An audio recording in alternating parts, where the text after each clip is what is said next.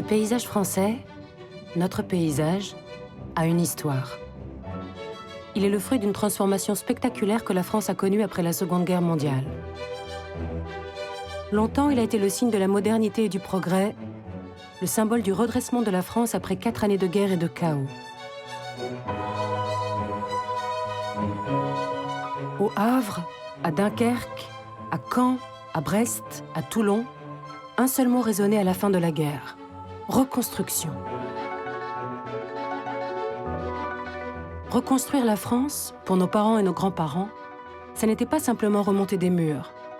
Dans les maquis ou à Londres, les hommes de la résistance avaient longuement rêvé à la société plus solidaire qu'ils allaient inventer. Parmi eux, il y avait un homme qui avait lui aussi son idée pour la France. En 1944, alors que le territoire est encore en partie occupé, De Gaulle sillonne déjà le pays. Partout, les Français se pressent pour le voir et l'entendre.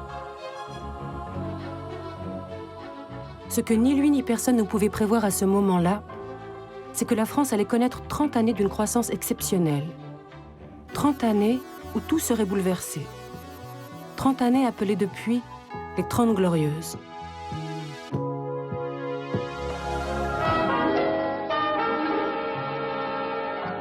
Cette histoire commence ici, dans les décombres des villes bombardées.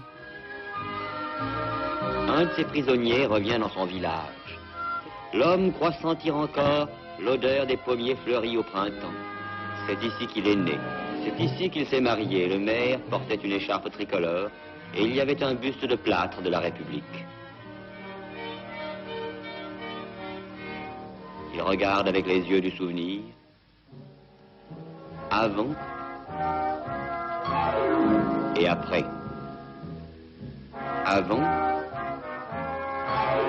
et après. Et pourtant la vie continue. Il faut bien qu'on habite quelque part, fût-ce dans une étable. Il faut bien que les enfants jouent.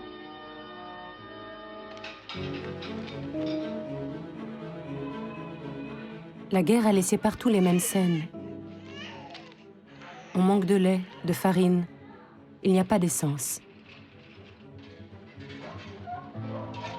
À Paris, l'électricité fonctionne moins d'1 heure par jour. Il faut d'urgence faire redémarrer le pays. Le général de Gaulle va parler à la France. Et Paris tout entier l'écoute et l'entend, groupé autour des haut-parleurs qui vont porter la voix désormais familière à la ville tout entière, au pays et au monde. Chaque Français comprend que la libération ne nous apporte pas du tout de suite, l'aisance matérielle et que nous devrons faire un grand effort de travail, d'organisation, en même temps que de discipline pour venir à bout de cela. Pour bâtir une France nouvelle, il faut un vaste et généreux effort national. Le chantier pour redresser la France est immense. Les bombardements ont privé de toit 5 millions de Français. Pierre que voici est maçon. Lui et sa femme cherchent en vain à se loger. Se loger est devenu la chose la plus difficile au monde. À plus forte raison à Caen. C'est ici que vivent charpentiers, plombiers, maçons qui reconstruisent les maisons des autres. Mais non, voyons, c'est là qu'on met la porte. De Gaulle et les hommes de la résistance en sont persuadés. C'est l'État qui doit diriger la reconstruction et faire valoir l'intérêt national contre les intérêts particuliers. Les traîtres tombent parce que c'est la justice. L'État a le droit de demander à tous les citoyens leur obéissance, leur travail, leur vie et aussi leur fortune. De Gaulle et le gouvernement provisoire nationalisent les banques, le crédit, les mines de charbon. Il crée un grand ministère chargé de la reconstruction et fait appel aux architectes les plus modernes pour imaginer les villes de demain. Auguste Perret, le plus novateur d'entre eux, est envoyé au Havre, entièrement rasé. Il est le premier à avoir utilisé le béton armé, avec lequel il espère rebâtir au plus vite toute la ville et effacer les stigmates de la guerre. Ce que je voudrais, c'est faire des îlots qui nous permettront de construire vite et bon marché, de manière à donner aux habitants autant que possible plus qu'ils n'ont perdu. Ce qu'il nous faut, voyez-vous, c'est du charbon. ciment, charbon, plâtre, charbon, chaux, charbon, tuile, charbon, fer, charbon. Et nous tâcherons de faire, comme l'a dit le général de Gaulle, du nouveau et du raisonnable. La tâche est immense. Les Français n'ont que leur courage et leurs mains et leurs mots d'ordre. Les Français l'ont trouvé dans ces paroles du général de Gaulle. Il s'agit de vivre. Au travail. À la tribune du Parti communiste, Maurice Thorez appelle les ouvriers à abandonner la lutte des classes et à s'engager dans une nouvelle bataille. C'est que l'intérêt du peuple, l'intérêt de la classe ouvrière est de travailler et de produire malgré et contre l'épreuve et l'encadrement. Produisez encore et produisez.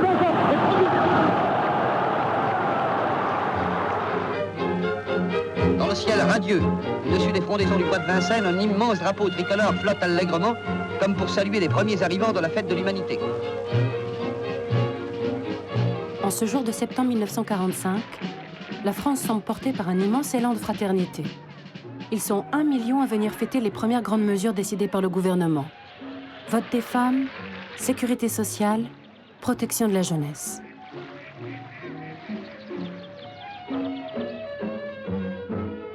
Deux mois plus tard, aux élections législatives, les Français plébiscitent les partis issus de la résistance, Parti communiste en tête, qui reconduisent de Gaulle à la tête du nouveau gouvernement. On voit arriver le général de Gaulle qui paraît pour la première fois en veston. Le général a abandonné l'uniforme, mais il n'est pas à l'aise dans son costume de politicien.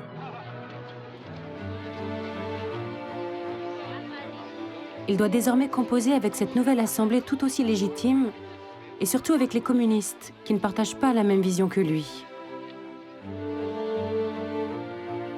Lui est obnubilé par la grandeur perdue de la France.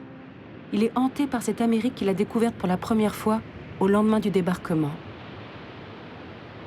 At Washington's National Airport, bearing a famous visitor on his first American trip, is Charles de Gaulle, leader of the Fighting French. À New York, les Américains avaient fait un triomphe au chef de la France libre. Mais en haut d'un gratte-ciel, le général avait été pris de vertige devant la puissance de l'Amérique.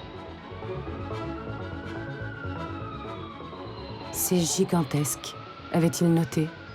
Ce pays n'a pas construit une voiture pendant 3 ans, et maintenant les rues en sont pleines.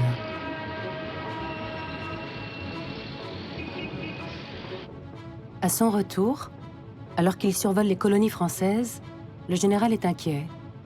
Que valent vraiment la France et son empire dans le monde qui se dessine ?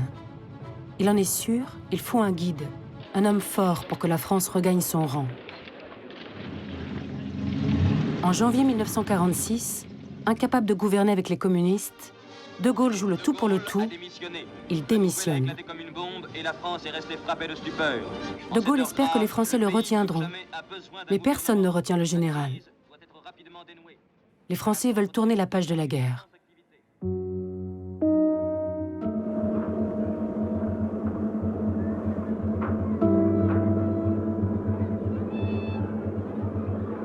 Un an après, au Havre comme ailleurs, ni immeuble reconstruit, ni monde nouveau. Les Français travaillent dur, jusqu'à 54 heures par semaine. Mais malgré leurs efforts, ils ne s'en sortent pas.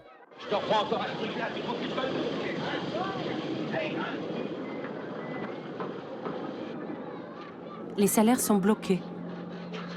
Les Français subissent toujours le rationnement et chaque mois une nouvelle flambée des prix. Face à ces restrictions, les ouvriers se mettent en grève. Le gouvernement envoie l'armée.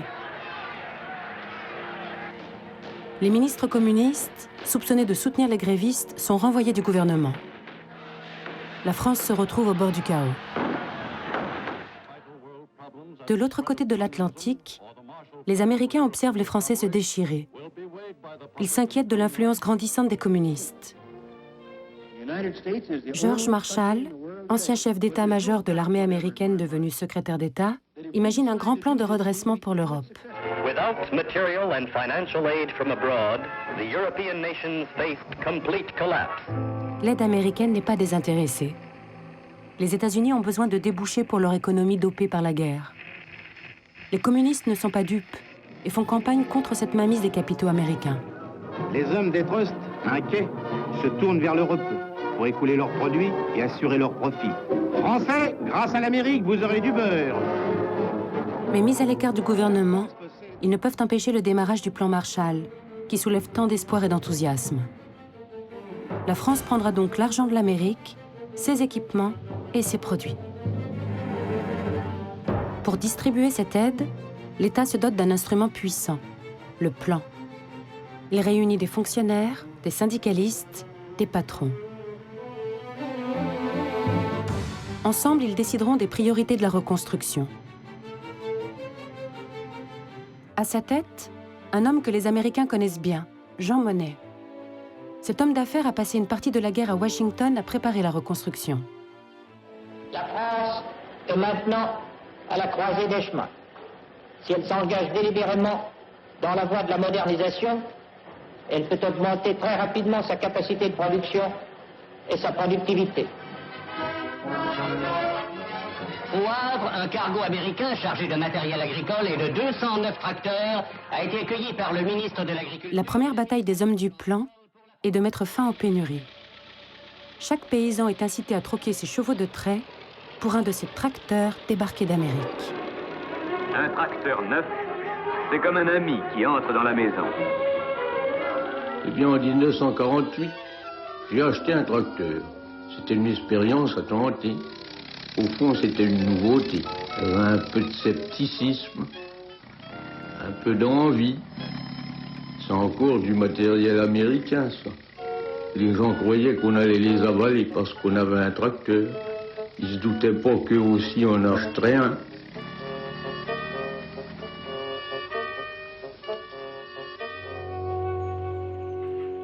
Tout désormais ira plus vite. Dans leur bateau, les Américains ont aussi apporté les premiers maïs hybrides venus du Midwest, des sulfates et du soufre. Autant de promesses d'une abondance infinie. Les rendements montent en flèche. En 1949, les derniers tickets de rationnement disparaissent de la vie des Français. Une révolution immense et invisible s'est mise en marche.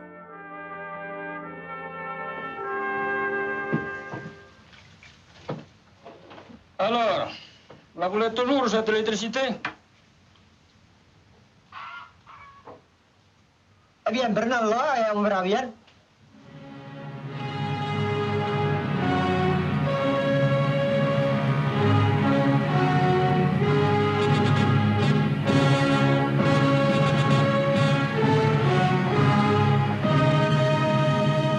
Pour faire redémarrer ses usines, la France doit à tout prix avoir de l'électricité.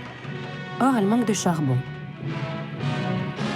La toute jeune électricité de France part à l'assaut des montagnes et dresse partout de gigantesques barrages. Des milliers d'ouvriers sont appelés sur ces chantiers titanesques. Aucun sacrifice n'est épargné aux Français pour redresser le pays. Pas même celui de voir leur vieux village noyé.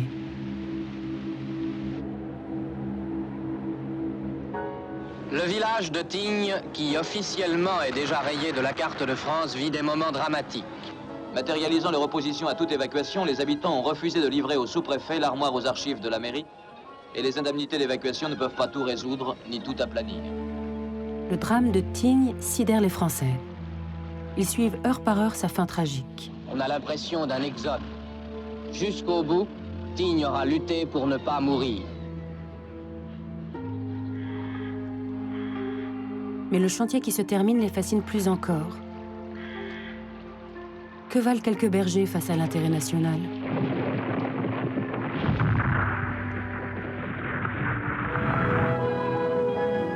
Reposant sur une base de 43 mètres, le barrage se termine par une route large de 12 mètres. Le barrage de Tignes est le plus grand d'Europe.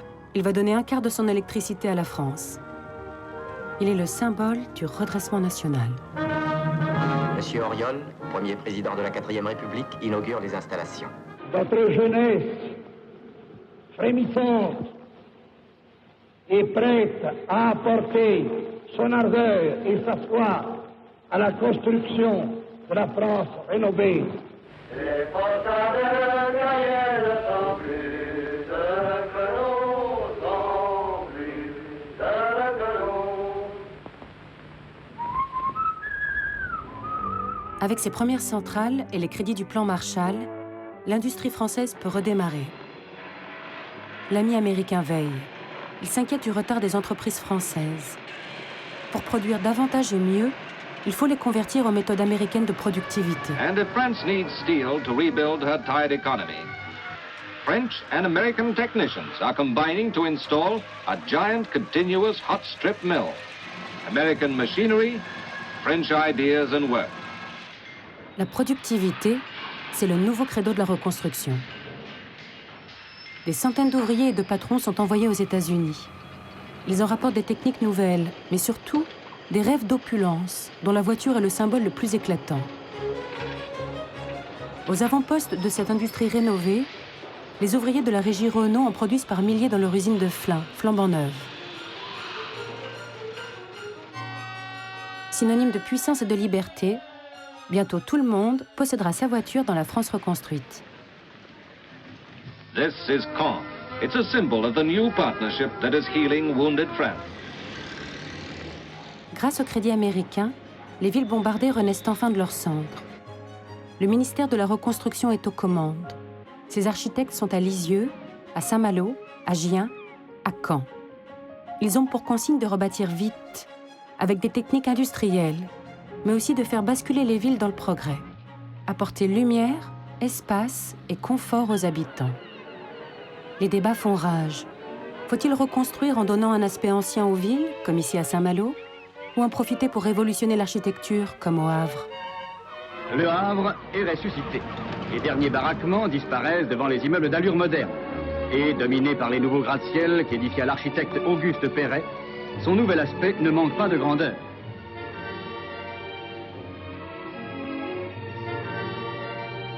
Le Havre a été entièrement reconstruite en béton.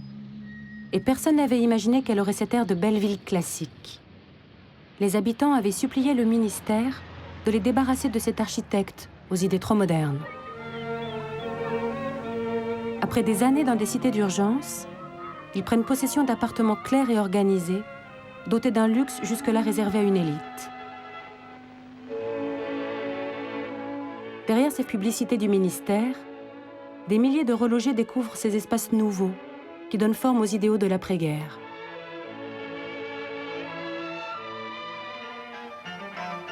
À Marseille, l'architecte Le Corbusier va encore plus loin. Il a obtenu du ministre de construire un immeuble d'un type nouveau. Dans sa cité radieuse, c'est son nom, Le Corbusier met toute une ville à la verticale. Tout y est nouveau. Les duplex et leurs cuisines ouvertes, les rues intérieures avec leur commerce. Et tout en haut, une école sur le toit. C'est si fou que la cité est rebaptisée la Maison du Fada. Mais les charmants enfants de la cité radieuse sont pourtant loin de refléter la vie de la grande majorité des petits Français, qui sont, depuis la fin de la guerre, de plus en plus nombreux.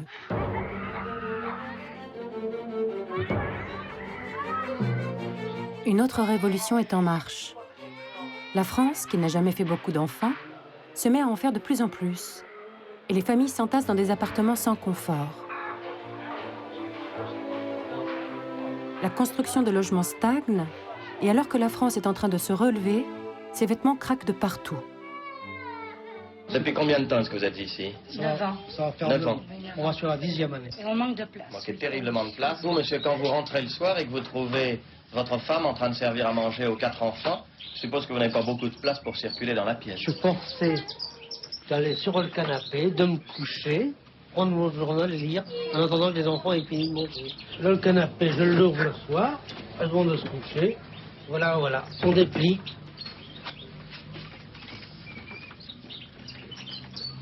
Mais quand ce lit est complètement déplié comme il l'est maintenant, il bouge complètement l'entrée de la pièce. Complètement.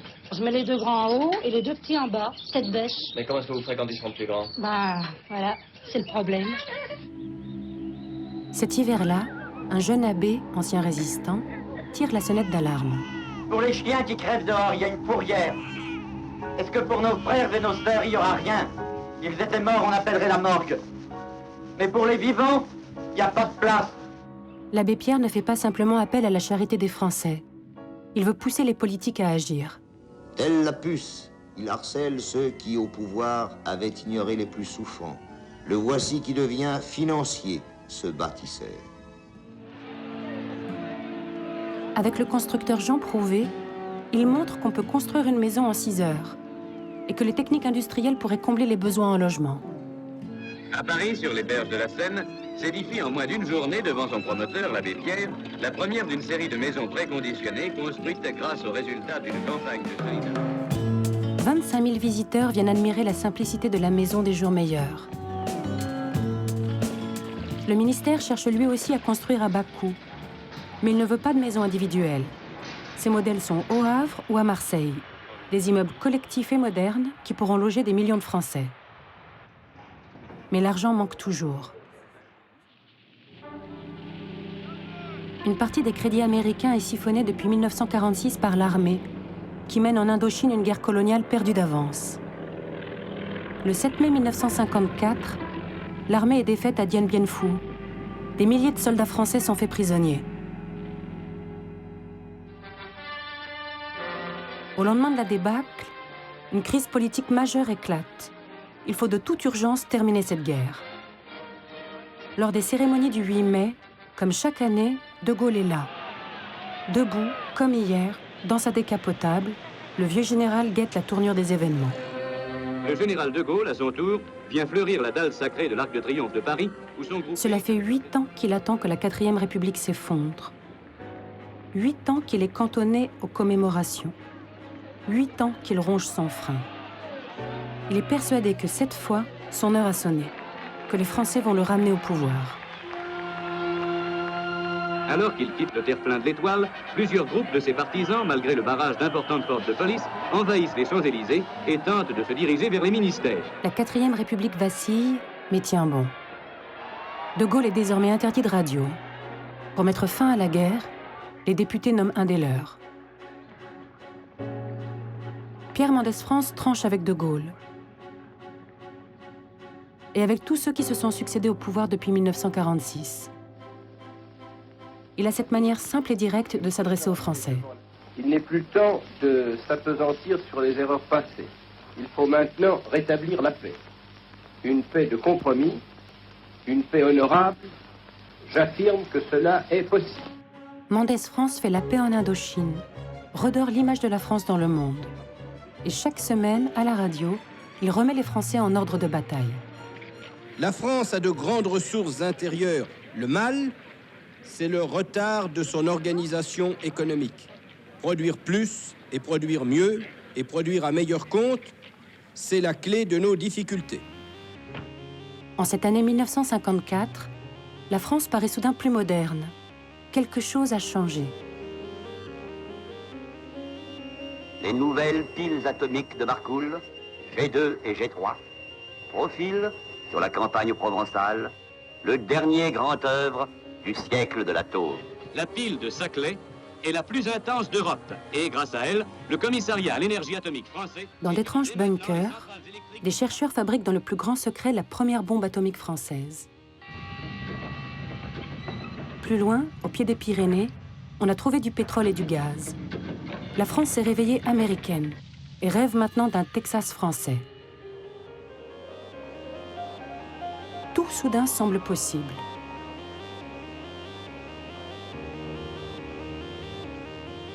Sur une colline à l'ouest de Paris, des industriels dressent une autre cathédrale, un centre d'exposition futuriste qui sera le signal de cette industrie lancée à plein régime. Ce palais fait 100 000 mètres carrés de surface construite. La hauteur de ce bâtiment est de 50 mètres. Sous la voûte, on pourrait mettre l'Arc de Triomphe. Nous sommes fiers dans l'industrie française d'avoir des jeunes qui savent...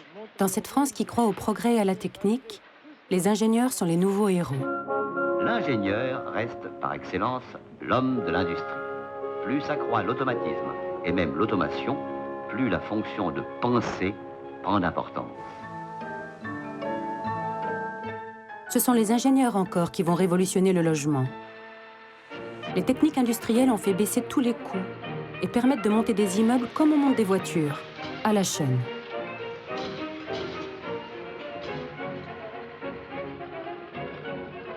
De vastes éléments sont construits dans des ateliers et assemblés sur place en quelques heures. La préfabrication fait gagner beaucoup d'heures sur le chantier.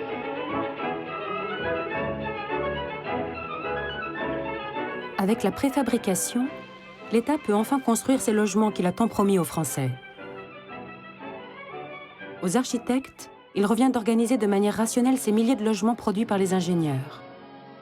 À Strasbourg, le premier ensemble à être terminé sert de modèle. Sur un espace de 9 hectares, on a décidé de loger 2000 personnes.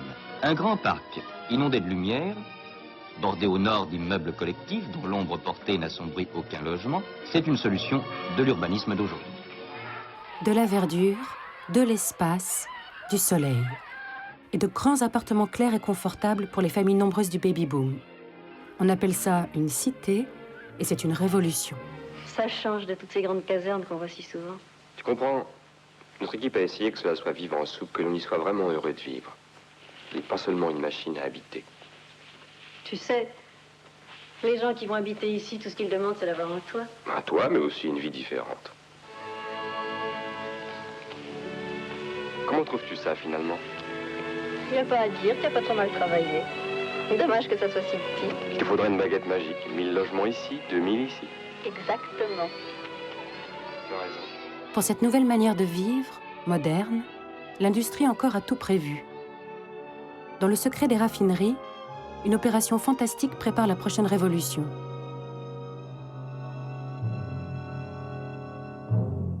Et pétrole et charbon s'en allaient en fumée quand le chimiste vint, qui eut l'heureuse idée de rendre ces nuées solides et d'en faire d'innombrables objets au but utilitaire.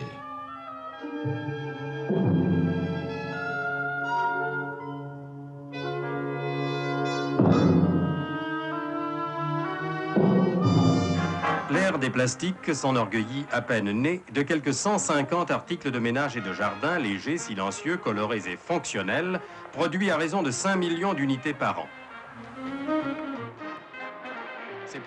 Au Salon des Arts Ménagers, les Français peuvent mesurer le chemin parcouru et contempler une certaine idée du bonheur. Ces esclaves modernes, obéissant au doigt et à l'œil, qui fournissent... La moitié d'entre eux n'a pas encore l'eau courante, mais demain, ils en sont sûrs, ils posséderont tous ces beaux objets. En cette fin des années 50, alors qu'ils rêvent à la nouvelle Citroën, bombée et lisse, la France produit ses premiers avions à réaction, ses premiers hélicoptères. Et dans le ciel algérien, la fusée Véronique s'élance.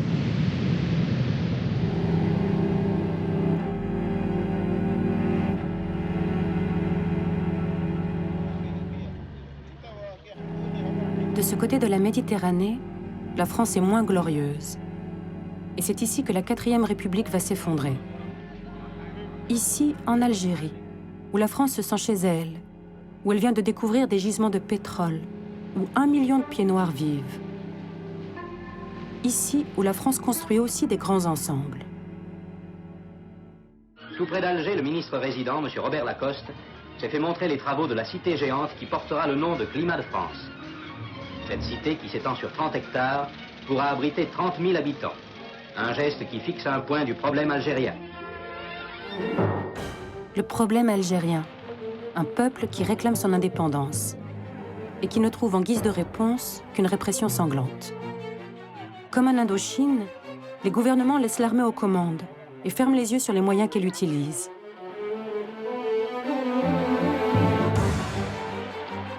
En mai 1958, alors qu'à Paris les députés se déchirent sur cette question, l'armée, devenue incontrôlable, déclenche un soulèvement dans les rues d'Alger. Dans la foule, un nom est scandé, De Gaulle. C'est le moment que le général attendait. La manœuvre, bien sûr, est délicate. Il ne décourage pas les militaires d'Alger, mais il veut l'assentiment de ses députés qui le voient comme un danger contre la République. La République, il fut un temps où elle était reniée, trahie, par les partis eux-mêmes. Et moi, j'ai redressé ses armes, ses lois, son nom. Est-ce que vous garantiriez les libertés publiques fondamentales? Est-ce que j'ai jamais attenté aux libertés publiques fondamentales? Je les ai rétablies. Les députés ont-ils vraiment le choix? À Alger, l'armée menace de marcher sur Paris. Acculé, il se résigne à nommer De Gaulle à la tête du gouvernement. La victoire du général est totale. Il a réussi à être tout à la fois le rempart contre les militaires et le garant de l'empire colonial. Et le grand, l'irréparable orage avait pu être évité. Il reste à souhaiter que toutes les nuées se dissipent et qu'avec son unité, la France retrouve enfin un ciel serein. 3 jours plus tard, à Alger, De Gaulle savoure beaucoup plus que les vivas de la foule qu'il a fait roi. Il a obtenu de l'Assemblée les pleins pouvoirs et la rédaction d'une nouvelle constitution. La 4e République est morte. Et voici le général de Gaulle qui s'avance. Il est découvert. Il paraît très ému, le chef du gouvernement français. Entendez la foule qui l'acclame. De Gaulle, de Gaulle. Voici le général de Gaulle qui parle. Je vous ai compris. La tâche est immense.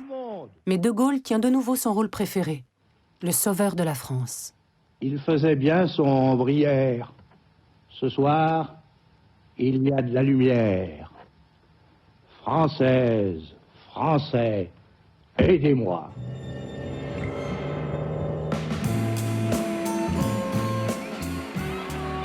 De Gaulle sait-il vraiment comment régler le problème algérien? Pour l'heure, comme en 1944, il parcourt la France. Ces visites vont devenir un rituel de sa présidence. Comme hier, on se presse pour le voir, le toucher. Le général reprend possession du pays.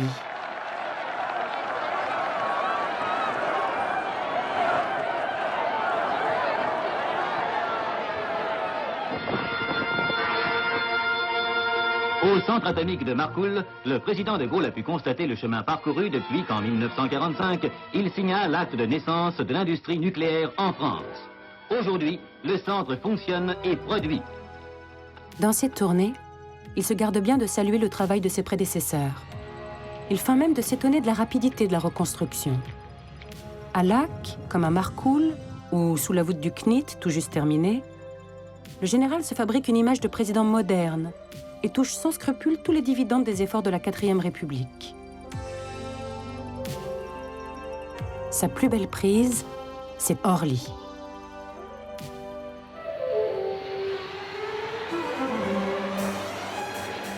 Ce jour de février 1961, 3000 personnes se pressent à l'inauguration du nouvel aéroport.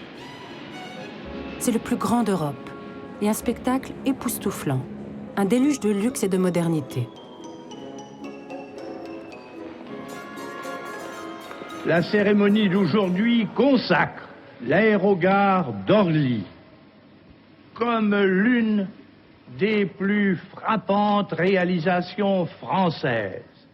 Et devant cette grande réussite, nous exprimons la satisfaction nationale. Sans nous tenir pour comblés, sans nous livrer à l'outrecuidance, nous prenons acte de notre valeur telle qu'elle est aujourd'hui démontrée. Avec ses portes automatiques, ses premiers escalators, ses boutiques chics et surtout ses premiers avions de ligne, les Caravelles, Orly est la vitrine du futur. De Gaulle le sait. C'est ici, dans ce nouveau Versailles de verre et d'acier, que la grandeur de la France se mesure. Et non plus dans cet empire qui plombe les finances du pays et qui menace désormais son ambition.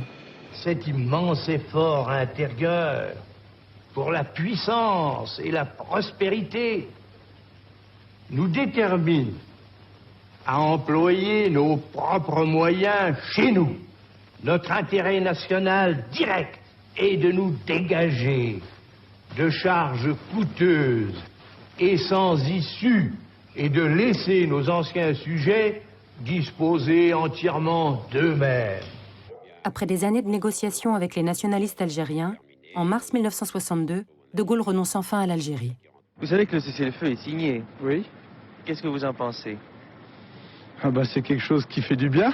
Je suis très content que le cessez-le-feu est terminé, que tout le monde va vivre en paix.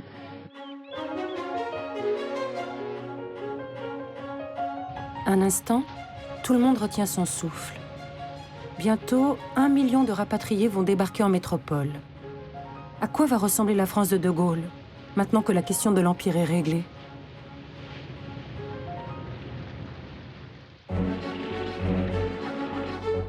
À peine la guerre est-elle terminée, que De Gaulle se lance dans une nouvelle bataille. Il a enfin les mains libres pour réaliser son dessein, la grandeur de la France, qui se joue désormais ici, dans l'Hexagone. Comme en 1945, il est persuadé que c'est à l'État de mener ce grand chantier. Il ranime le plan et en chef militaire lance les opérations. Il nous faut un plan et qui soit effectivement observé. Mais par-dessus tout, cela implique que l'État tienne les rênes. Qu'il soit la force qui soulève la vague, mais aussi la digue qui contient la marée. Autour de lui, un nouveau Premier ministre et une armée de hauts fonctionnaires qui, freinés sous la 4e République, voilà le moyen d'accélérer la transformation de la France. Dans leur jargon, un nouveau slogan, l'aménagement du territoire. Aménager le territoire, c'est mieux répartir sur notre sol les hommes et les activités économiques. Il ne suffit pas de construire, il faut construire pour les hommes pour qu'ils soient heureux. Est-ce que vous savez ce qu'est l'aménagement du territoire? L'aménagement du territoire ici? Oui. Ma foi, je trouve qu'il n'y a rien d'extraordinaire pour l'instant. La décentralisation. C'est assez compliqué pour moi. Je voudrais que la ville de Brest ait au moins davantage d'écoles. L'aménagement du territoire, c'est au point de vue autoroute, logement, non? L'aménagement du territoire, ce sont des routes, des écoles, des emplois, et c'est surtout la projection de toutes ces choses sur une carte économique et démographique de la France qui est toujours en mouvement dans le sens de l'expansion.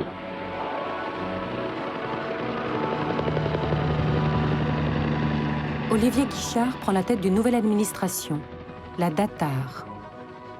Dotée de moyens considérables, au-dessus des préfets et des ministres, elle est investie d'une mission hors du commun, inventer le futur. La Commission nationale de l'aménagement du territoire a maintenant fixé les ordres de grandeur de notre avenir. L'unité de conception, d'action et d'impulsion. Elle réunit tous les ministères intéressés, mais elle n'est qu'une personne. Maintenant aux Français, non pas comme l'abandon d'un passé, mais comme la construction d'un avenir. Ces lieutenants quadrillent la France. Sur leur feuille de route, un premier chantier.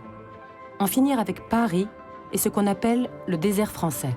Il faut absolument chercher à décentraliser, à empêcher les concentrations industrielles, et il faut décentraliser dans tous les domaines. Et les téléspectateurs ne voudront pas d'avouer qu'à l'ère atomique, c'est une folie que de laisser notre capitale s'enfler démesurément. Paris est devenu une sorte d'immense chantier. Pétrole? Non. Poursuite des travaux du métro express. La décentralisation commence ici, dans les sous-sols parisiens, où les travaux d'un gigantesque métro, appelé RER, prennent des airs d'épopée. Nous avons juste derrière nous le corridor de correspondance qui donnera accès au quai avec 2 escaliers ordinaires et 3 escaliers mécaniques. En passant, je peux vous dire que nous avons commandé d'un seul coup 200 escaliers mécaniques, ce qui, en France, est tout à fait exceptionnel. C'est la grande obsession des années 60. Il faut que ça circule en dessous comme en surface.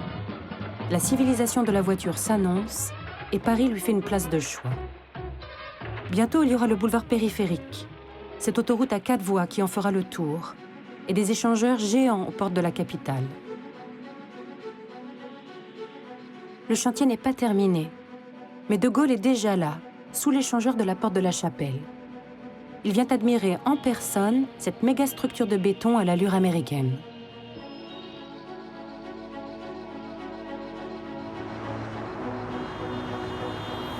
Le général veut débarrasser la France de ses féodalités et s'attaque bientôt aux Halles de Paris, construites 100 ans avant par un autre bâtisseur, le préfet Haussmann, et désormais trop petite. Comprimé dans son vieux quartier, notre sac à provisions craque de toutes parts. Et il devient absurde d'amener au cœur de Paris des camions de carottes qui repartiront 3 heures plus tard en sens inverse, convertis en camionnettes. Bientôt, ailleurs, en banlieue, des halles non plus centrales mais excentriques, pourvues de gares, d'autoroutes et d'immenses installations, prendront le relais. On gagnera en efficacité ce qu'on perdra en pittoresque. Il faut vivre avec son temps. Je suis contre le départ des halles, ça perdrait tout le charme de Paris et je dis une chose que il devrait y avoir un peu d'aménagement parce qu'avec tous les cachots sur les trottoirs, à partir de certaines heures, moi j'ai une paire de bas tous les jours à m'acheter. Ah, nous sommes tout à fait pour le transfert des halles. Pour la bonne raison, c'est que d'abord nous n'avons pas de place pour travailler. Et deuxièmement, nous travaillons dans des conditions d'hygiène qui sont tout à fait hors de pair de notre métier.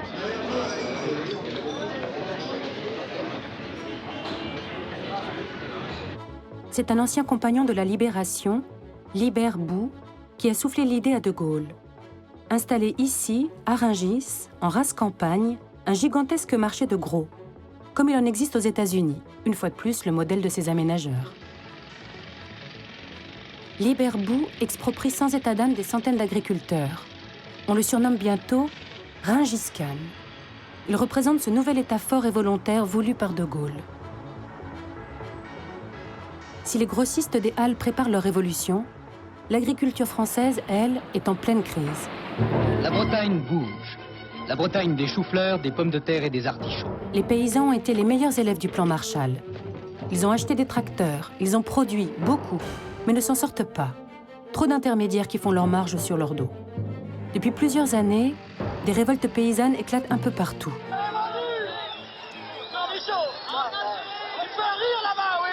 Sous-équipé industriellement, sous-équipé dans ses moyens de communication, brimé dans son agriculture, la Bretagne est un pays qui meurt.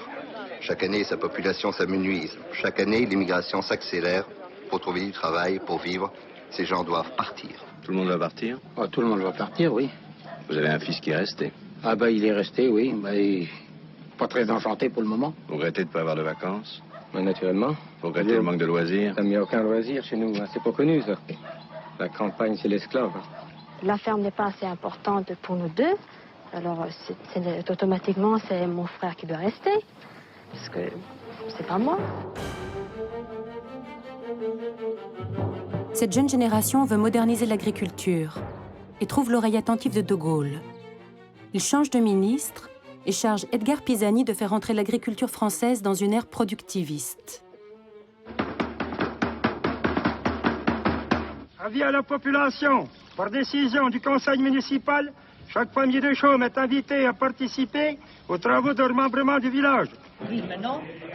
Pour qu'ils soient encore plus productifs, l'État impose à tous les paysans de regrouper leurs parcelles. Il faut augmenter la taille des exploitations, remembrer la campagne tout entière. Dans chaque village, un grand marchandage commence. À chaque stade, à chaque opération, eh bien, chacun peut faire valoir ses droits, peut faire valoir ses requêtes, d'abord auprès de la commission communale, s'il n'a pas satisfaction, auprès de la commission départementale, puis ensuite auprès des juridictions administratives. Je pense que ceci ne suppose pas de difficulté, que c'est à peu près clair.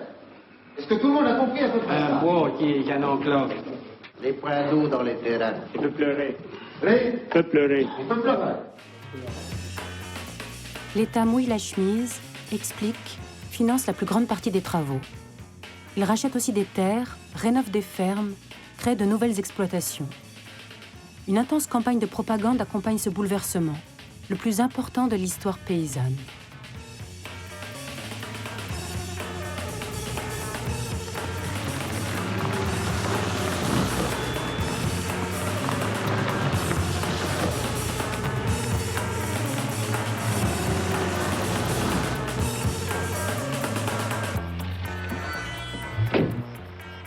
Allez-y.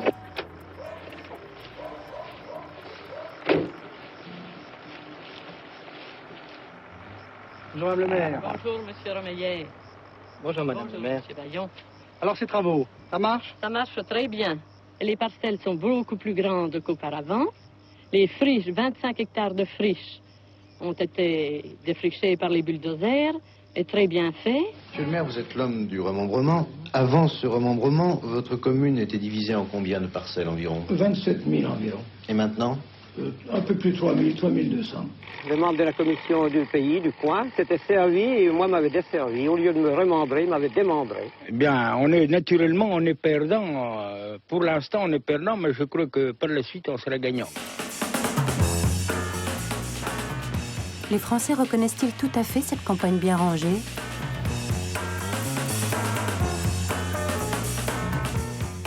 Pour l'instant, l'heure n'est pas au doute. La France est en train de devenir un champion agricole. Avec sa toute nouvelle industrie agroalimentaire, l'agriculture devient le lieu de toutes les expériences possibles. Une gousse de haricot, ça pèse 5 grammes, un concombre, ça pèse 300 grammes, et il faut presque le même temps pour cueillir l'un ou l'autre. Si bien que tout progrès génétique qui permettra de faciliter la cueillette serait le bienvenu. Et un exemple, c'est la grappe. On a obtenu ce caractère dans un croisement, c'est une transgression, et on peut obtenir d'ailleurs encore mieux, je pense. Le vivant, comme n'importe quel autre produit, est rationalisé et rentabilisé. On a mis longtemps à découvrir que si la poule ne pondait qu'un œuf par jour, c'est parce que la Terre ne fait qu'un tour en 24 heures. Si l'on place la poule dans des climats artificiels, c'est-à-dire 2 jours raccourcis, on peut effectivement déclencher chez cette poule la poule d'un œuf supplémentaire dans cette période de 24 heures.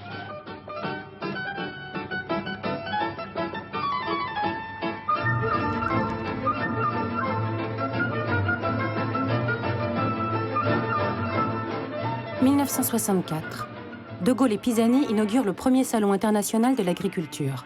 La vitrine est belle, De Gaulle est content. D'autant qu'il vient d'arracher une belle victoire. Avec la toute nouvelle politique agricole commune, la PAC, la France peut produire toujours plus. L'Europe absorbera désormais ses excédents. Les paysans sont en train de devenir des agriculteurs. C'est la fin d'un monde et le début d'une civilisation qui n'a pas encore dit son nom, celle de la consommation. Voici la nouvelle vitrine de notre civilisation. Ici, le plus pauvre est riche. Il pénètre dans l'abondance. Les grandes surfaces remplaceront-elles les places des villages, les cafés, les bals et les églises?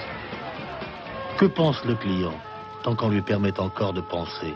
Il est évident que choisir avec une petite voiture va plus rapide et plus rationnel. Ah oui, c'est gracieux, c'est fleuri, c'est bien, n'est-ce pas? C'est moderne. À Sainte-Geneviève-des-Bois, dans la banlieue parisienne, Carrefour ouvre le premier magasin de ce nouveau type dans une atmosphère d'euphorie. Le curé de la paroisse est venu bénir le magasin, l'écrivain Françoise Sagan en est la marraine. Le fondateur, bien sûr, s'est formé aux États-Unis. Le principe est simple. Devant l'abondance de produits, le client ne résiste pas. Quand j'ai ouvert mon premier magasin à Sainte-Geneviève-des-Bois, avant l'ouverture, il y avait des centaines de clients contre les vitres. Je pensais que ces clients se transformaient en oiseaux, comme dans le film Hitchcock. Ils étaient là, qui dévalisaient, qui pillaient. Et toujours, je me disais, je leur en donne pas assez, je leur donne pas ce qu'ils veulent, tout ce qu'ils veulent. Leclerc, 5 premières. Les pionniers de ces nouvelles enseignes se heurtent dans un premier temps au refus des fournisseurs de leur vendre leurs produits. L'un d'eux monte au créneau, c'est Édouard Leclerc. Il se présente comme le défenseur du consommateur. On recommence. Bouge pas, bouge pas, bouge pas. Jusqu'à présent, le commerce s'était acheté le moins cher possible pour vendre le plus cher possible, et la distribution s'est achetée le moins cher possible pour vendre le moins cher possible. Si la télévision vient l'interviewer ce jour-là, c'est parce qu'il a sollicité directement De Gaulle. De Gaulle, qui aime tant ces nouveaux visages de la réussite française, fait rédiger une circulaire en 3 semaines, interdisant les refus de vente. Il signe ainsi l'acte de naissance de la grande distribution.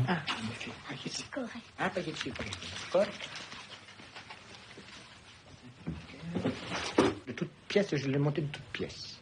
Et d'un seul coup, quand Carrefour s'est ouvert, tout s'est écroulé. Il y a l'appel du grand magasin. Ça fait beaucoup mieux que de venir chez le petit magasin, chez le petit commerçant. Vous comprenez? Ça, il n'y a pas de doute. On a la voiture, on met tout dans le chariot et hop. L'hypermarché pousse en plein champ comme un hangar. Et c'est le même modèle que l'on retrouve dans les banlieues de toutes les grandes villes. Pas de murs décorés, pas de vitrines, pas d'étages, aucun luxe, mais de l'utilitaire. Les Français vivent et circulent désormais dans des espaces qui n'existaient pas quand ils étaient enfants. Un monde qui leur paraît, en ce début des années 60, neuf, fluide et commode.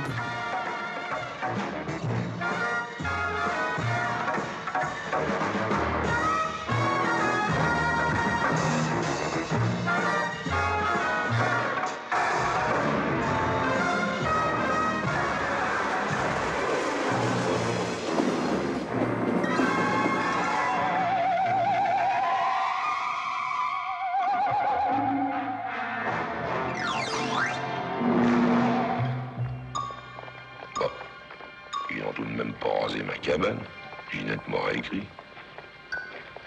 Elle, dire que j'avais acheté ça pour les arbres et pour les jardins. Ils appelaient ça la zone verte. C'est devenu New York, la zone verte. Dans quelques années, quand vous traverserez la banlieue parisienne, c'est en hélicoptère sans doute que vous irez. Et partout, vous survolerez des villes dans le genre de celle-ci. On les appelle les grands ensembles.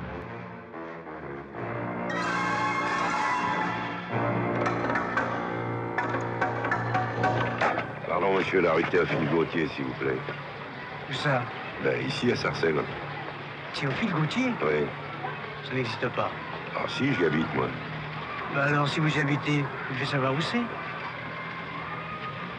Ben oui.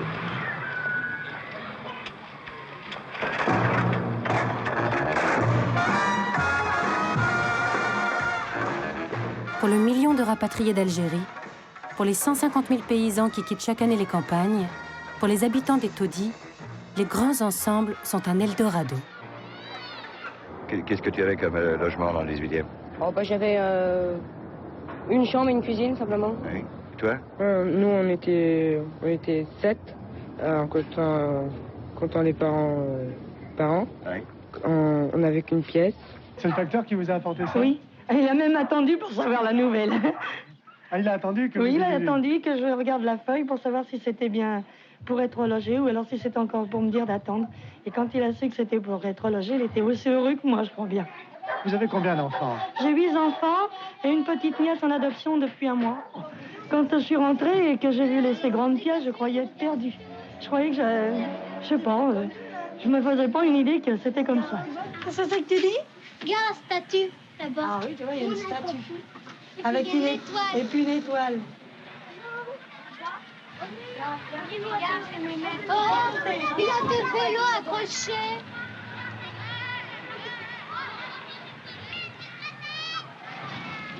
Madame, pour vous, vivre dans une ville aussi moderne que celle-ci représente-t-il des inconvénients ou des avantages? Des avantages? Par exemple? Je ne sais pas, moi. Il y a beaucoup plus de distractions, c'est beaucoup plus gai, il y a du monde. Moi, je préfère une vie moderne, c'est-à-dire une ville neuve. Entre les Français et De Gaulle, l'idylle semble parfaite. C'est en tout cas ce qu'à la télévision, il ne cesse de leur dire. Qu'est-ce qu'il faut regarder? Car l'homme du 18 juin, l'invité de la BBC, a maintenant sa radio. Et un bel outil tout neuf, l'ORTF.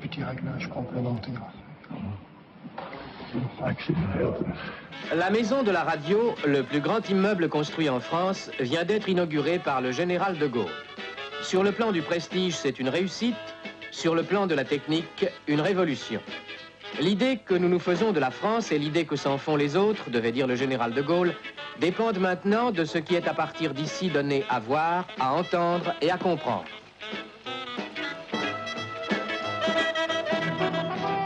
Entre ses tournées en France, ses conférences de presse et ses allocutions à la nation, le général a toujours quelque chose à dire aux Français. Actuellement, il est vrai, notre pays est en plein essor. Ayant rétabli ses finances, ses échanges, sa monnaie, il accomplit quant à son développement des progrès rapides et saisissants. Tous les chiffres, tous les signes démontrent que, en particulier, la condition des Français ne cesse de s'améliorer. Youri Gagarin, le premier cosmonaute. Même les communistes ne trouvent pas grand-chose à redire à la modernisation de la France planifiée par l'État gaullien. En juin 1963, c'est une cité HLM que la mairie communiste dédie à Youri Gagarin, le héros du monde soviétique. Et toi, tu aimerais y aller dans l'espace plus tard? Je pense que je serai assez fort. Assez fort, pourquoi? Parce qu'il faut connaître beaucoup de choses, quoi. Tu peux apprendre ces choses. Oui. Le futur s'invente, tranquillement. Et dans cette France toute neuve, tous les rêves semblent permis. En route. Bonne nuit les enfants. Faites de beaux rêves.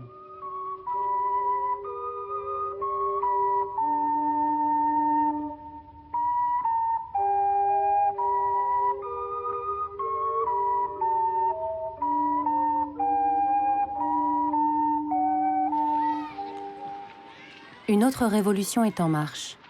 Jusqu'en 1963, les enfants français étaient encore divisés en 2 écoles. Les plus riches allaient au lycée, pendant que la plupart des enfants des classes populaires arrêtaient leurs études à 14 ans, après le certif. École de Blaye, Jeanne d'Arc. Barbou Joël. Barbou Joël.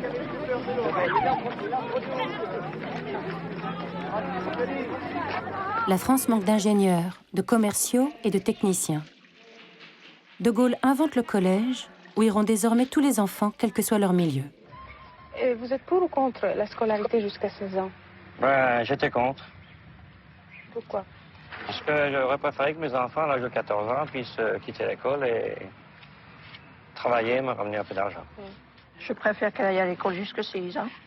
Pourquoi? Parce que je ne préférais pas qu'elle travaille à l'âge de 14 ans.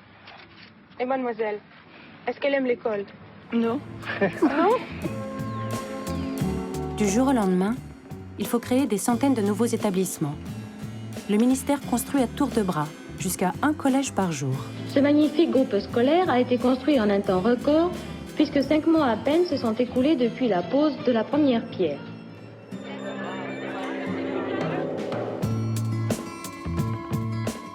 Des millions de petits Français débarquent dans ces immenses cités scolaires. Avec le collège pour tous apparaît un nouveau temps, celui de l'adolescence, des copains, des loisirs. Un temps que l'État gaullien, jamais à court d'idées, ne manque pas d'occuper.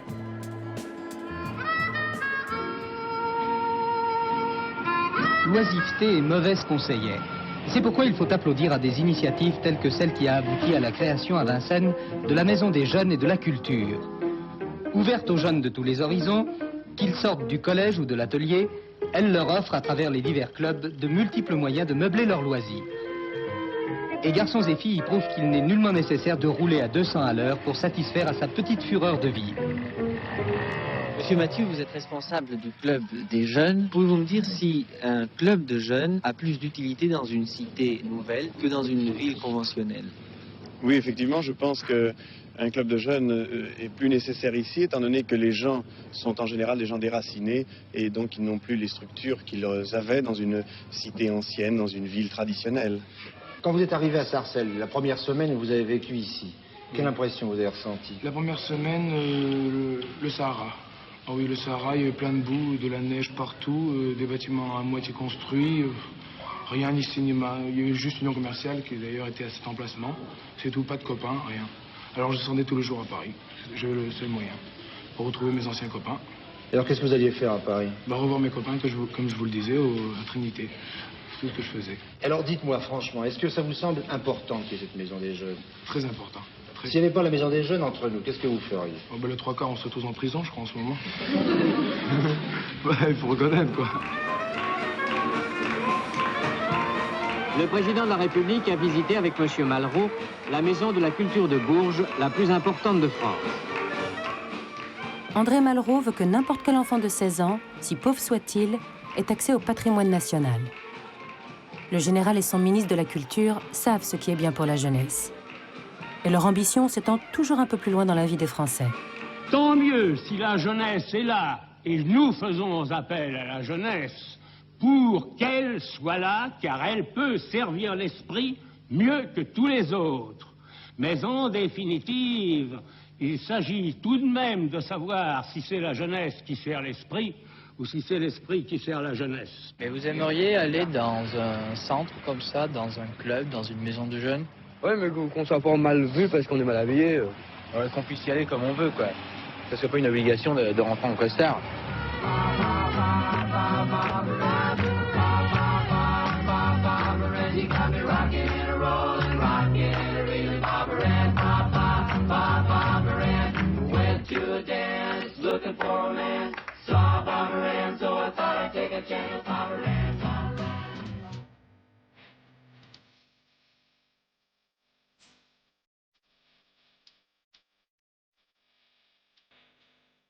En ce milieu des années 60, Orly est une des sorties préférées des Français. Ils ne sont pas encore très nombreux à prendre l'avion, mais ils ont de plus en plus de congés. Renault vient d'accorder une 4e semaine de vacances à ses ouvriers, et bientôt toute la France va suivre.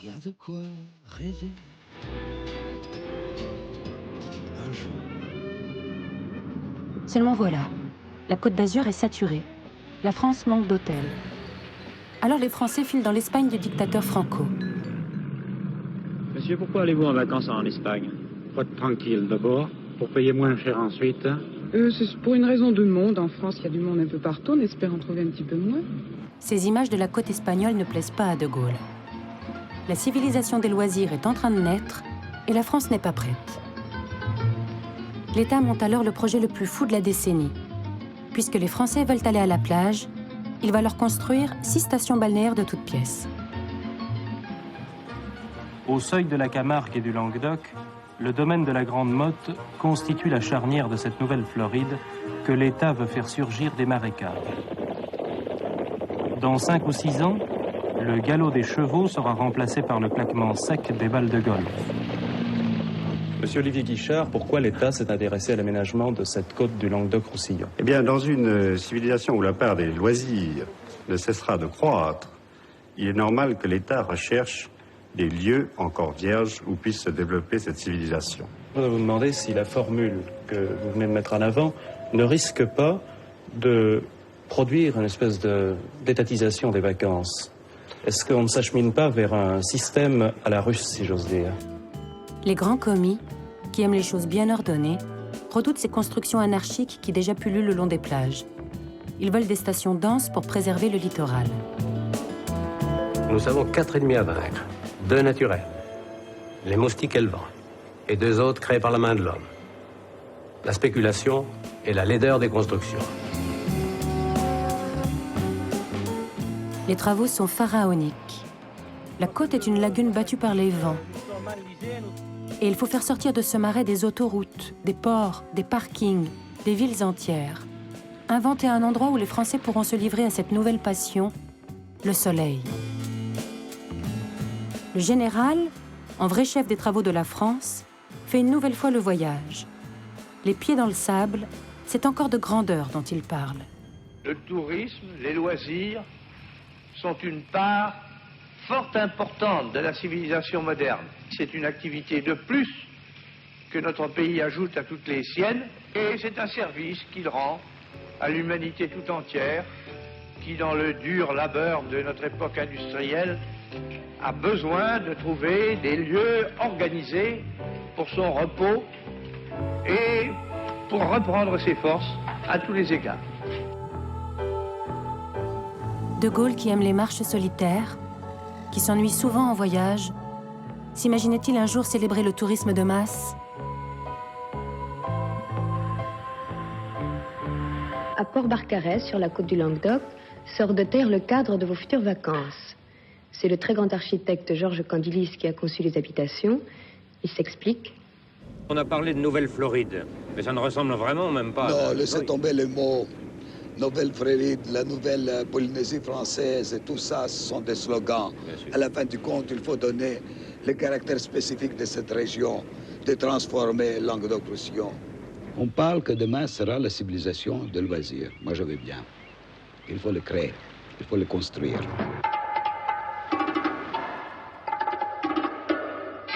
C'est la première fois que les architectes inventent une architecture pour les vacances. Quand les premières pyramides sortent de la Grande Motte, tout le monde se demande si vraiment on pourra un jour passer des vacances ici, dans ce décor dantesque.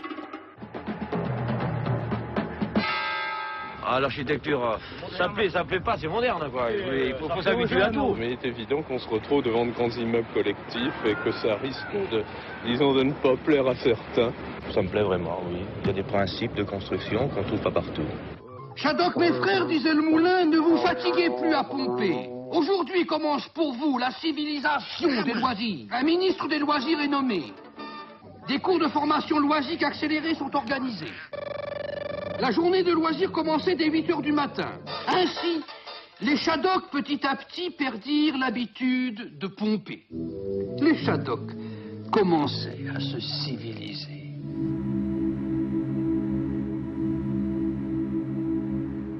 Les Français aussi se civilisent toujours plus.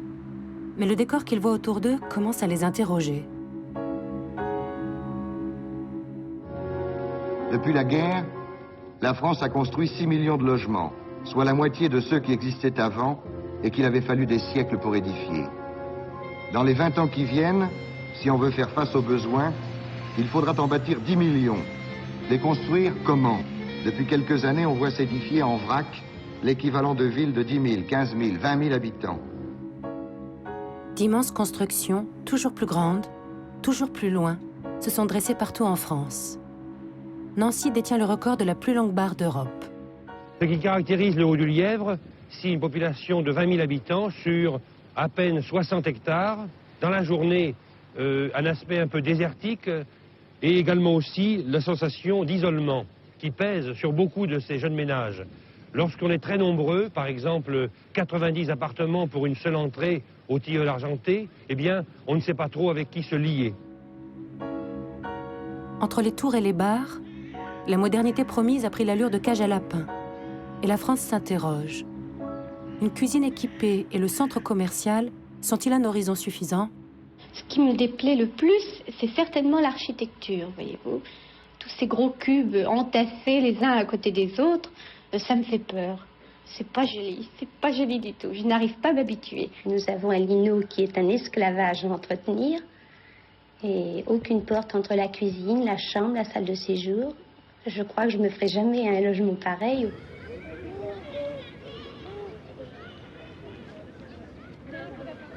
Dans ce monde où 2 femmes sur 3 ne travaillent pas et restent aux commandes d'un univers exclusivement domestique, le futur ne ressemble pas tout à fait au rêve d'hier.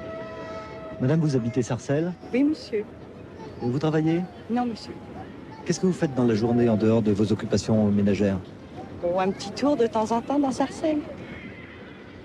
Sarcelles n'a pas de personnalité et ça finit par nous toucher nous-mêmes. Enfin, Sarcelles n'a pas de personnalité et l'habitant finit par croire que lui non plus n'en a pas.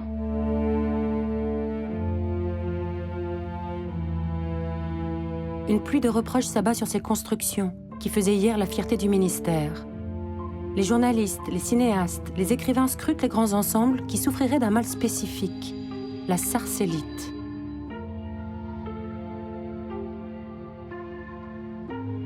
Quand on se promène maintenant de plus en plus dans la campagne, qu'on découvre tous ces immeubles hideux, je ne sais pas comment réagissent les autres, mais je sais que moi je passe mon temps à dire, mais enfin, quel est l'imbécile qui a construit ça? Et quand je dis l'imbécile, je pense évidemment à l'architecte. Oui. Vous êtes architecte? J'aimerais bien que vous me répondiez à cette première manifestation. Monsieur, votre réaction, elle est normale, parce que vous jugez sur ce que vous voyez, mais vous ne connaissez pas toutes les raisons qui ont amené quelquefois à une réalisation de grand ensemble. Actuellement, en dehors du centre commercial... Les architectes rassurent. Les équipements ne sont pas encore là, ils vont arriver. Demain, bientôt, un cinéma, une patinoire, des magasins animeront ces cités dortoirs construites aux confins des villes. Juger les grands ensembles sur ce qu'ils sont actuellement. Ouf, on est arrivé. Arrivé où? Chez nous. Et après, qu'est-ce qu'on va faire? Dormir. Qu'est-ce qui prend? Et après? On travaillera. Et après? Pareil. On commencera. On travaillera. On mangera. Et après?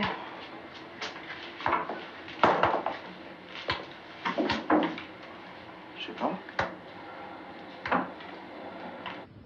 Il y a, pour ce qui est de la France, ce qui se passe dans une maison, la maîtresse de maison, la ménagère, Elle veut avoir un aspirateur, elle veut avoir un frigidaire, elle veut avoir une machine à laver, et même, si c'est possible, qu'on ait une auto. Ça, c'est le mouvement. Et en même temps, elle ne veut pas que son mari s'en aille bambocher de toutes parts, que les garçons mettent les pieds sur la table, et que les filles ne rentrent pas la nuit. Ça, c'est l'ordre. Et la ménagère veut le progrès, mais elle ne veut pas la pagaille. Eh bien, c'est vrai aussi pour la France. Il faut le progrès, il ne faut pas la pagaille. De Gaulle lui-même semble avoir troqué la grandeur de la France contre le confort des Français. Mais face aux critiques qui montent, le général a bien sûr une réponse. Si on vit mal dans les grands ensembles, faisons de vraies villes complètes, avec un vrai centre, des bureaux, des divertissements. 5 villes de 100 000 habitants doivent sortir de terre. Une opération gigantesque, à grand renfort de mise en scène. Monsieur Delouvrier et moi-même, ainsi que plusieurs de mes collaborateurs, nous venons de faire un tour au-dessus de la région parisienne afin d'essayer de déterminer les meilleurs emplacements pour l'implantation des futures préfectures des départements qui viennent d'être créés. On a créé un district de la région de Paris pour prendre conscience de ces problèmes et dresser un nouveau plan d'urbanisme à l'échelle des besoins, c'est-à-dire à l'échelle des 12 ou 14 millions d'habitants, et par conséquent dessiner le futur. Moi, je ne voudrais plus qu'on parle de grands ensembles, mais qu'on parle de cités nouvelles.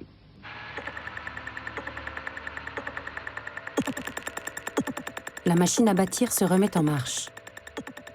Comme hier dans les grands ensembles, de nouveaux pionniers s'installent au bout des futures lignes de transport, dans ces villes inventées de toutes pièces. On est dans le chantier, là, on vient visiter.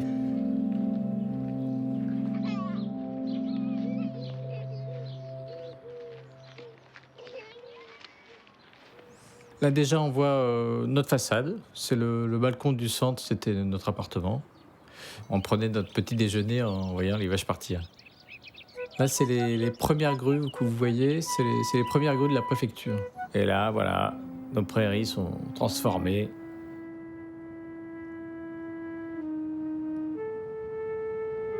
En cette fin des années 60, l'État aménageur s'occupe de tout pour les Français. Il les loge, les nourrit, il instruit leurs enfants, il les distrait. Puis, il invente les vacances à la neige. Monsieur Olivier Guichard, délégué général à l'aménagement du territoire, a rendu visite ces jours derniers aux stations de sport d'hiver de l'Ubaye et du Haut-Verdon. Monsieur Guichard a tenu à se rendre compte de l'état des chantiers en cours. Depuis la construction des grands barrages, il ne se passe pas grand-chose dans les montagnes françaises. L'élevage n'y est pas rentable, elle se vide inexorablement. L'État, qui a horreur du vide, lance un nouveau plan, le plan Neige, qui prévoit la construction de stations ultra-fonctionnelles en haute altitude. Une des premières se construit à Tignes, au-dessus du village englouti. Super-Tignes, en 1952, c'était une promesse. Aujourd'hui, c'est une réalité. Les Tignards ont constitué leur unité au sein d'une nouvelle communauté. À Tignes, la nouvelle station efface les traumas d'hier. Bien sûr, les belles images des premiers skieurs ne montrent pas les divisions que la ruée vers l'or blanc a suscitées. Certains montagnards rechignent à laisser bétonner la montagne. L'État les exproprie sans ménagement. La France vient de trouver un nouveau débouché, il faut le rentabiliser. Dans le fond, une station de sport d'hiver, c'est une usine. Il faut parler de façon très directe. Et vouloir à l'intérieur d'une civilisation des loisirs où tout le monde s'en rend compte et où les pouvoirs publics le disent tous les jours, on doit industrialiser, on doit rentabiliser, on doit moderniser. Les vacances ski au pied, clé en main, séduisent immédiatement les Français. Le Premier ministre Georges Pompidou se détend. L'année 1967 s'achève et celle qui commence devrait voir la France au sommet de sa gloire. Grenoble s'apprête à accueillir les Jeux Olympiques d'hiver. La génération de l'après-guerre va pouvoir montrer au monde entier ses beaux équipements et ses beaux enfants qui ont maintenant 18 ans. Et tous les copains, la main dans la main, suivront demain le même chemin. Joie de vivre, on est ivre d'avoir 18 ans. À tue-tête, cœur en fête, chantons le printemps. proclame l'ouverture des 10e Jeux olympiques d'hiver de Grenoble.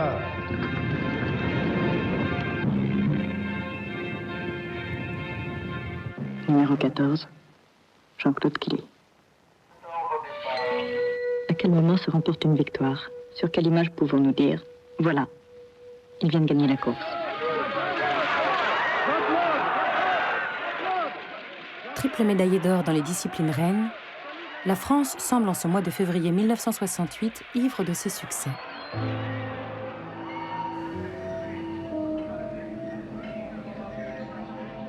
Sur les chantiers, dans les usines, le pays affiche un tout autre visage. La condition ouvrière n'a guère changé depuis les années 50 et l'année précédente, d'immenses grèves ont secoué le pays.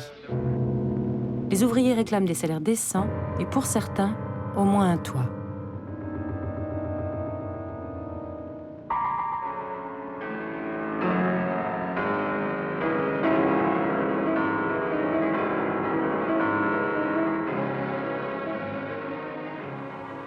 Nous sommes des bâtisseurs.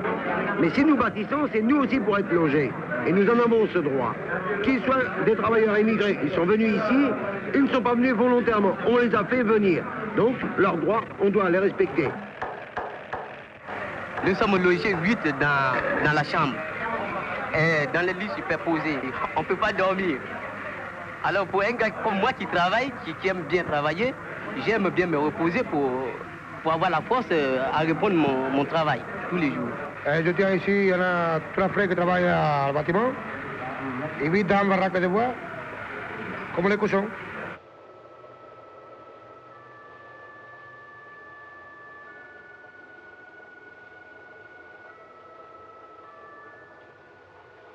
Coincés entre les grandes tours de la banlieue, des milliers de familles vivent dans des bidonvilles, dont le plus célèbre est à Nanterre, sous les fenêtres de la nouvelle et gigantesque faculté des sciences humaines qui sort de terre.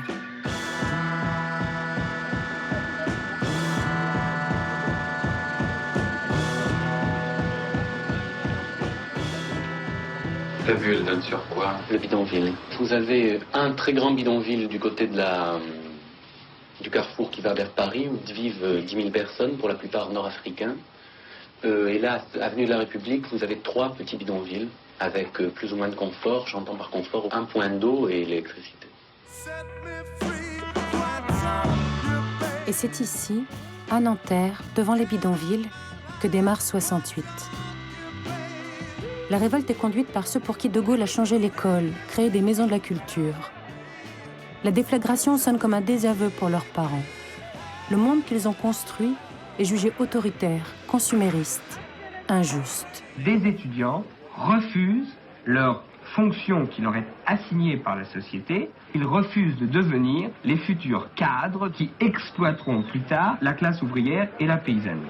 Il est clair que le mouvement du 22 mars ne veut rester à l'université, mais qu'il veut s'étendre en dehors de l'université, c'est-à-dire essayer de faire une jonction dans la lutte avec les ouvriers ou les paysans. Après une nuit d'émeutes et de répression, les syndicats appellent à la grève générale en soutien aux étudiants. Elle se répand comme une traînée de poudre. Partout, les ouvriers occupent leur usine, comme ici à Flins. Bientôt 7 millions de grévistes se révoltent contre ces salaires qui n'ont pas augmenté depuis 20 ans. 68 devient le plus grand mouvement social qu'ait connu la France.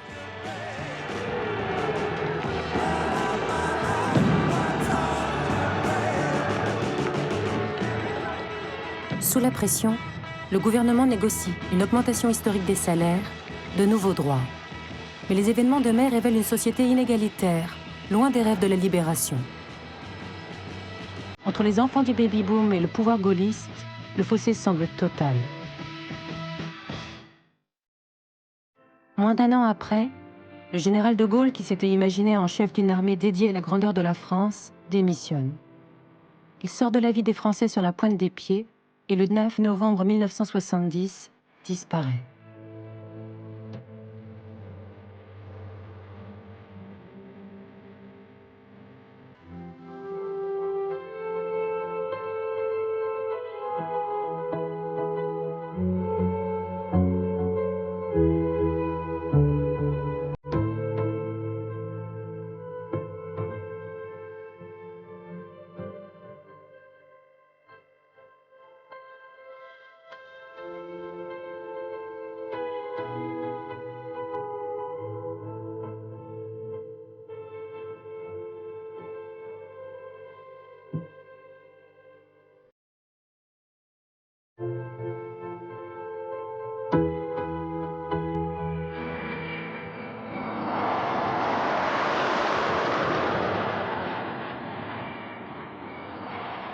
Ni les événements de 68, ni la mort du général n'arrêtent la marche glorieuse de la France. Avec le Concorde, elle entre dans les années 70 triomphalement. Il est magnifique, il est très beau. Pierre, oui, ça c'est compréhensible si ça pouvait faire travailler. Et puis que si l'aviation ne se débauche pas, ça serait la plus belle des choses. Je croyais pas qu'il allait venir. À son bord, le nouveau président de la République, Georges Pompidou, peut se réjouir. Le dauphin du général a été élu par une large majorité de Français. Dans un an, Pompidou fêtera 10 années à la tête de la France, comme Premier ministre, puis comme président. 10 années d'une croissance échevelée. La France et le Japon mis à part, en tête de toutes les nations d'économie libérale pour le progrès de l'expansion. Voici d'ailleurs cette courbe. Elle me paraît suffisamment parlante. Je signale que le creux qui se trouve là est lié aux événements de mai 1968. En ce jour de vœux, le président égrène longuement les 11 millions de voitures, les 10 millions de machines à laver dont sont équipés les Français, autant de preuves implacables de la réussite de la politique gaullienne, n'en déplaise aux jeunes générations contestataires. Que cela suffise au bonheur? Certainement pas. Que la poursuite des biens matériels soit la seule aspiration des hommes, nul ne le croit, moins que moi. Mais prenez garde, le chemin du malheur est toujours ouvert.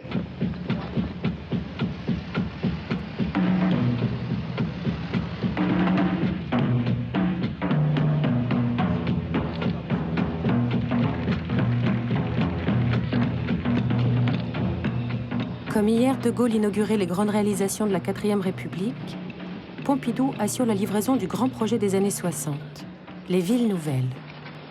En novembre 1971, à bord de cet hélicoptère devenu le symbole de l'État aménageur, il inaugure les unes après les autres les 5 nouvelles préfectures, qui portent les numéros des départements laissés 10 ans avant en Algérie.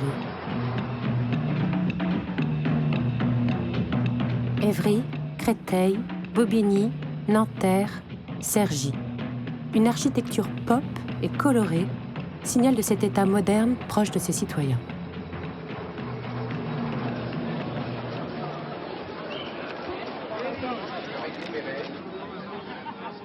Point d'orgue de cette journée gaulienne, Pompidou s'engouffre dans les sous-sols du RER. Ce RER qui roule à 100 km/h et aux allures de space opéra.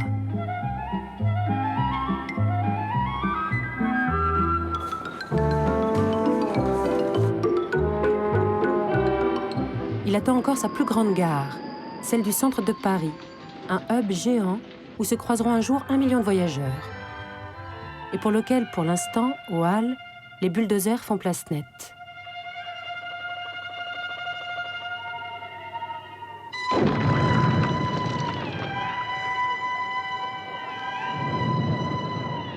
Jadis ventre de Paris, le quartier des Halles n'est plus aujourd'hui qu'un trou gigantesque au cœur de la capitale.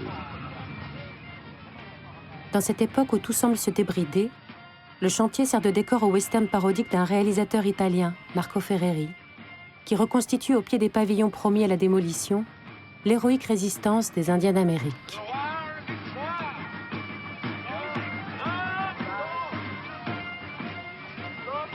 C'est la bataille de Little Big Horn, sous l'œil impassible de l'église Saint-Eustache, qui en a tant vu que plus rien maintenant ne peut l'étonner. Une critique à peine déguisée du sort fait aux retraités, aux ouvriers, aux travailleurs immigrés, priés de quitter la capitale pour laisser la place aux grandes opérations de rénovation urbaine. Avec un plan qu'il sera très difficile de retourner si jamais la caméra tombe en panne.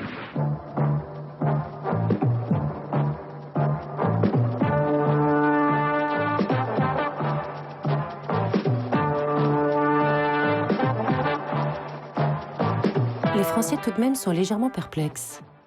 À la télévision en couleur, une nouvelle émission demande des comptes aux décideurs. Trop de laideur, trop de béton, leur paysage change trop vite. Au premier salon de l'environnement, le président Pompidou se veut rassurant. Il vient de créer un grand ministère dédié à cette question. Cette bataille en faveur du beau, pour la protection de la nature, pour l'amélioration de nos logements, de nos usines, de nos écoles, estimez-vous que cette bataille soit bien engagée? En somme, que c'est bien parti. Eh bien, Monsieur Zitrone, d'abord, permettez-moi de penser que la première des choses à faire, c'est de ne pas avoir une mentalité que j'appellerais réactionnaire, n'est-ce pas? Et de croire que tout était beau autrefois. S'imaginer que le Paris d'Henri IV et de Louis XIII, c'était les hôtels du Marais, que le Paris de Louis XIV ou de Louis XV, c'était les hôtels du Faubourg Saint-Germain ou de la place Vendôme, c'est une illusion. Il y a toujours eu, malheureusement, beaucoup de laideur. Nous faisons tous les ans, n'est-ce pas, l'équivalent d'une ville de 2 millions d'habitants. À partir de ce moment-là, les problèmes ont une autre dimension. La construction continuera donc à marche forcée. L'État s'occupe maintenant de loger ces familles portugaises ou espagnoles, ces travailleurs du Maghreb longtemps oubliés dans les bidonvilles. Les logements se font par milliers, les échelles explosent, les subventions diminuent. Ménagez un passage peut-être plus étroit sur les côtés. Je vais essayer de faire ici. Il faudrait qu'on ait un passage très étroit. Comme à Venise, 1 million de gens passent par 2 mètres de large, c'est là que l'on surprend brusquement une grande place. Des bâtiments de 4 niveaux. Tous mes rêves d'enfant, je viens chercher mes rêves, tous mes rêves. Émile Ayo, qui a tant construit depuis 15 ans, croit-il vraiment que sa cité labyrinthique et son plan tout en courbe pourront suffire à faire de la Grande Borne un endroit vivable? Ici, les industriels et le constructeur Bouygues ont travaillé vite, sans contrôle. Les malfaçons apparaissent à peine les appartements livrés. Les équipements sportifs, les écoles ne sont pas financés. La gare promise n'arrivera jamais.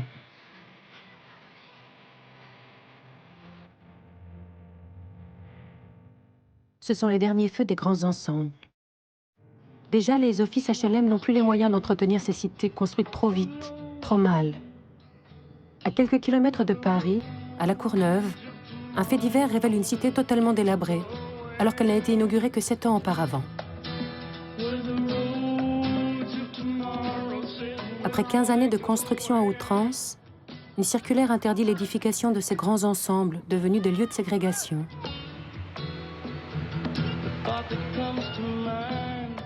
Au même moment, une série de scandales immobiliers éclate. Des soupçons de spéculation mettent directement en cause le nouveau ministre de l'Équipement et du Logement, Albin Chalandon, accusé d'avoir favorisé des promoteurs privés.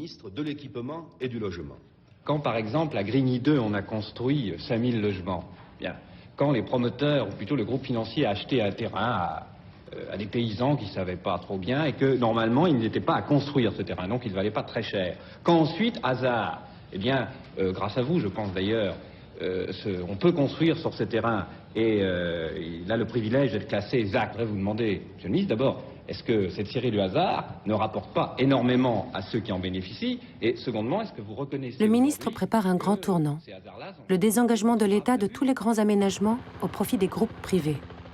Premier à en bénéficier, le BTP, à qui est confiée la construction de nouvelles autoroutes.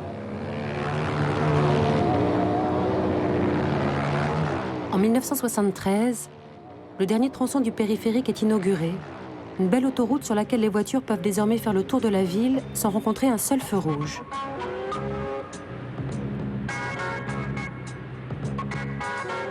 La France réalise son rêve d'Amérique, la voiture est enfin reine.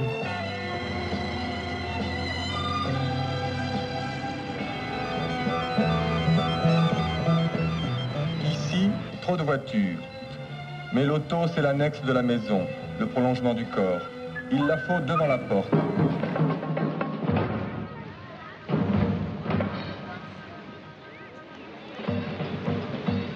Regardez bien. Ceci est pourtant une plage, celle de Sainte-Anne-la-Palud dans le Finistère. Une plage transformée par les vacanciers en un vaste parking. C'est pratique avec les enfants, tu vois, qu'on peut emmener tout au bord de l'eau. Un coup, c'est bien parce qu'on peut déballer nos affaires. Hein. C'est un point de repère, hein, les voitures. Hein. C'est un point de repère. Les gens disent, tiens, on a garé notre voiture là, on a notre serviette là. La voiture, l'objet le plus désirable de l'après-guerre, est désormais à la portée de tous. 3 ménages sur 4 en possèdent une. Alerte, la France est envahie. 700 000 cadavres de voitures pour cette seule année. Le futur propre et rangé tant promis est moins reluisant que prévu. Les chantres de la productivité l'avaient-ils seulement imaginé? Dans les campagnes qui avaient tant poussé à la modernisation, certains se réveillent eux aussi un peu sonnés. Quand vous parlez de péril du terroir, on vous répond remembrement. Au niveau de la réalité quotidienne, tout semble se limiter à une petite querelle à propos de vieux talus. Madame Battani, on est en train d'enlever les talus partout, on est obligé de les reconstruire ailleurs. Ah, on n'en fera plus. On laissera ça comme ça, qu'est-ce que vous voulez qu'on fasse? Et vous croyez que c'est mauvais pour l'agriculture? Ah ben c'est très mauvais pour l'agriculture, premièrement pour les bêtes. On a moins de lait quand il y a du vent. C'est un pays d'élevage ici. Oh oui, c'est un pays d'élevage. Il y en a beaucoup moins de lait? Ah oui, et surtout qu'ici ça souffre quand il y a la tempête. Si les cultivateurs avaient été informés des préjudices qu'ils subiraient en détruisant ces haies et ces talus, ils ne l'auraient pas fait. Il ne faut pas oublier que dès que vous avez des brisements d'arrachés, je ne vais pas vous faire un cours sur le problème, mais toutes les terres s'assèchent. Or, actuellement, il y a une diminution terrible des nappes phréatiques qui baissent. Le bocage traditionnel est devenu la Beauce.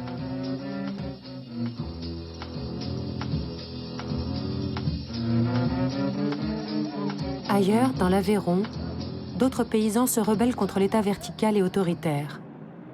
Sur le Larzac, une nouvelle expropriation met le feu aux poudres. L'armée française veut réquisitionner des fermes, des terres, pour agrandir son terrain d'entraînement militaire.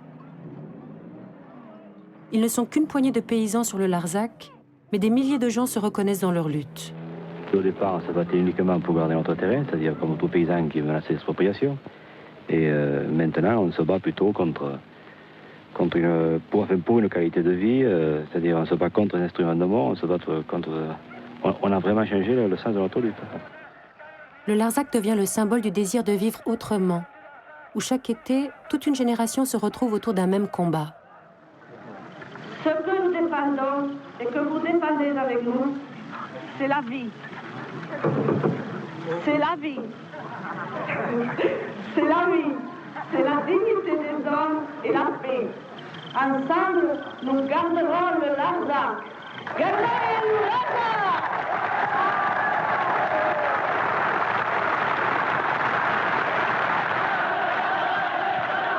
Alors que faire? Continuons de croire que notre couleur de peau est la plus belle, notre civilisation la meilleure, notre religion la seule vraie. Et à la fin, crevons. Crevons d'être trop riches, d'être trop gras, d'être trop cons. Agriculture intensive, pesticides, pollution de rivières, marée noire et ces premiers déchets nucléaires dont on ne sait pas quoi faire. Bientôt, il y en aura beaucoup plus. La crise pétrolière va décider la France à construire des dizaines de nouveaux réacteurs pour pouvoir continuer de produire et de consommer. En 1974, le premier candidat écologiste à une élection présidentielle, René Dumont, tire le premier bilan des 30 Glorieuses. La période de croissance que vous avez connue est une période anormale dans l'histoire. On ne peut pas doubler chaque 10 années la consommation d'énergie comme on l'a fait depuis 20 ans. Pourquoi? Parce que si vous marchez pendant 3 siècles en doublant tous les 10 ans la consommation d'énergie, au bout de 3 siècles, celle-ci sera multipliée par 1073 millions. Est-ce que vous pensez qu'en 2274, on pourra consommer 1,73 milliard de fois plus d'énergie qu'aujourd'hui? Alors qui sont les fous